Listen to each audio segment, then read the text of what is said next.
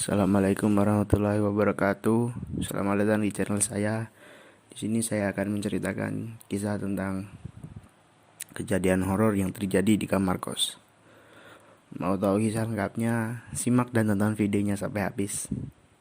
Dan jangan lupa untuk subscribe, like, dan share. Terima kasih.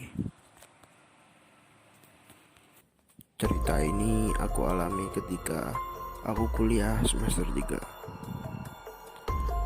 Kala itu tugas sedang banyak-banyaknya.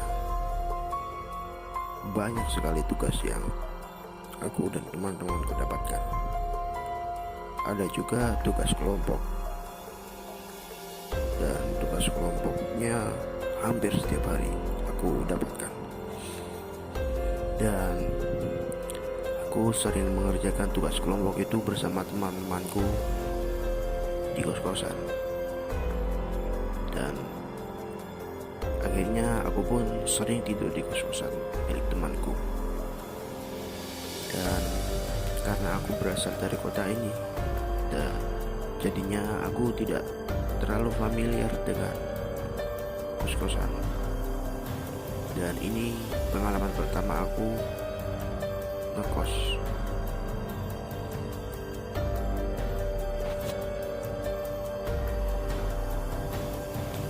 Dan kos-kosan yang paling sering kami gunakan untuk mengerjakan tugas kelompok adalah kos milik Bayu, temanku. Kami memilih untuk sering menggunakan kamar kos milik Bayu itu dikarenakan adalah kos-kosannya yang tidak terlalu jauh dari kampus kami kuliah. Dan bangunan kos-kosannya cukup luas. Dan jika dilihat, kos-kosan itu udah cukup berumur. Dan kalau tidak salah, ada 15 kamar cowok di sana. Dan ada satu kamar yang kosong.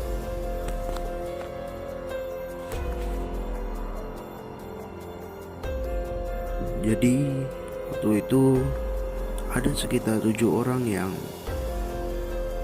sedang mengerjakan tugas kelompok di kos-kosan Bayu. Waktu itu tugasnya, deadline-nya adalah jam 7 besok pagi. Dan akhirnya kami pun ngebet kerjain sampai jam 2 pagi. Dan ketika sudah jam 2 pagi, kami pun malas untuk pulang ke rumah, karena besok jam 7 kita juga sudah harus berangkat ke kampus lagi. Akhirnya kami bertujuh pun memutuskan untuk tidur di kos Bayu.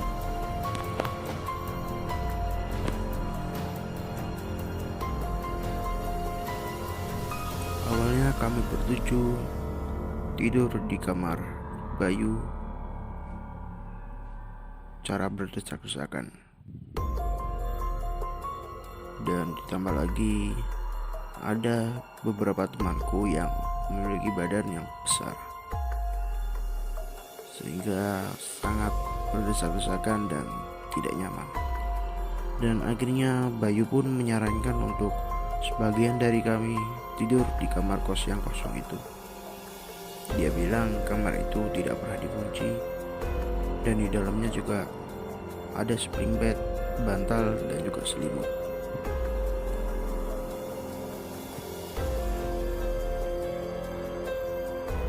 Ya, daripada kita semua berdesak-desakan di sini, kami pun mengiyakan rencana dari Bayu itu. Dan akhirnya aku, Yudi, dan Renda pun terpilih untuk tidur di kamar kos yang kosong itu. Bayu pun mengantar kami sampai ke depan kamar kos itu. Dan ketika kami membuka kamar itu, hawa pengap pun langsung terasa. Dan sepertinya kamar itu sudah lama tidak ditempati. Dan waktu itu kami bertiga pun tidak memiliki pikiran yang macam-macam. Kami hanya ingin segera tidur, karena besok pagi kami juga harus segera berangkat kuliah. Dan setelah beberapa saat kami berbaring di atas kasur, sayup-sayup aku mendengar suara seperti seorang gadis yang sedang menangis. Reaksi pertamaku adalah merinding, karena udah jelas ini adalah kosan cowok. Kenapa bisa ada suara perempuan yang sedang menangis? Aku langsung membangunkan Yudi dan Renda yang berada di kanan dan kiriku. Dan tiba-tiba Yudi berkata bahwa ia juga mendengar suara itu. Aku pun bersyukur, karena ternyata bukan hanya aku yang mendengar itu. Dan Renda pun tiba-tiba berkata bahwa lebih baik kita tidak usah memperdulikannya, kita langsung tidur aja. Namun bukannya hilang, suara itu justru menjadi semakin cengeng. Suara tangisan itu terdengar sangat memilukan dan terdengar semakin keras dan semakin jelas.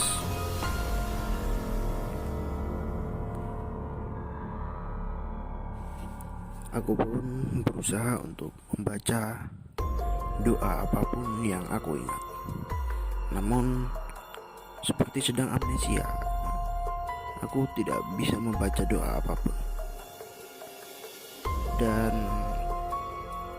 aku pun nekat untuk melihat ke arah pojokan di mana suara tangisan itu berasal. Aku yang menggunakan flashlight dari handphoneku pun mengarahkan senternya ke arah pojok ruangan di mana suara tangisan itu berasal. Dan benar saja, aku menemukan sesosok gadis yang sedang duduk sambil menangis sesenggukan, dan posisinya agak sedikit miring. Aku pun agak bersyukur karena penampakan itu tidak menatap aku dan kedua temanku. Namun tetap saja aku sangat syok mendapati penampakan itu.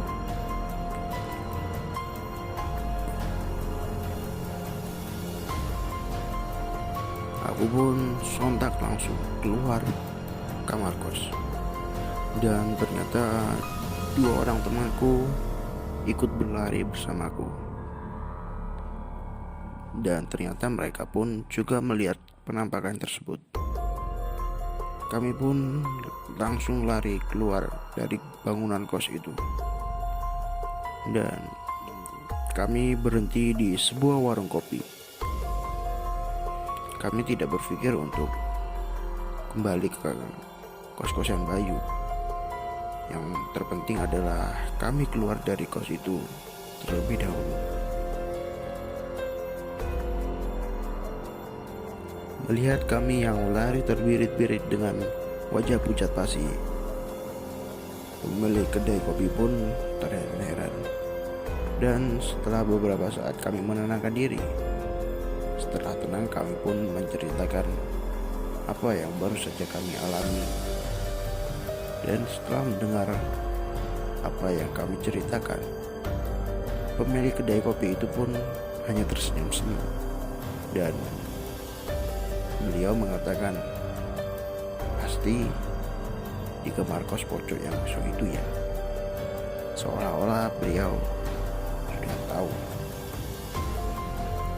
Dan setelah itu pemilik kedai kopi itu pun menceritakan riwayat tentang kamar kos itu.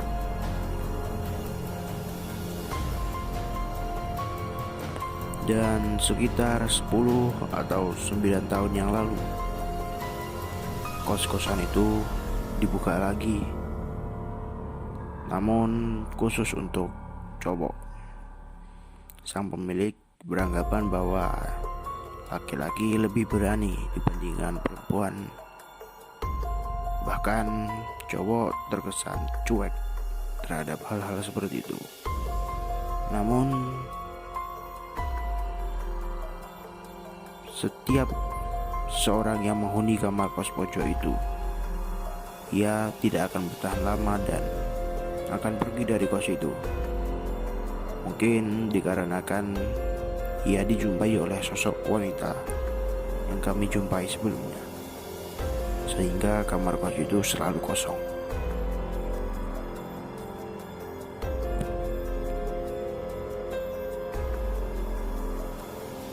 Dan setelah subuh kami pun kembali ke kamar kos Bayu.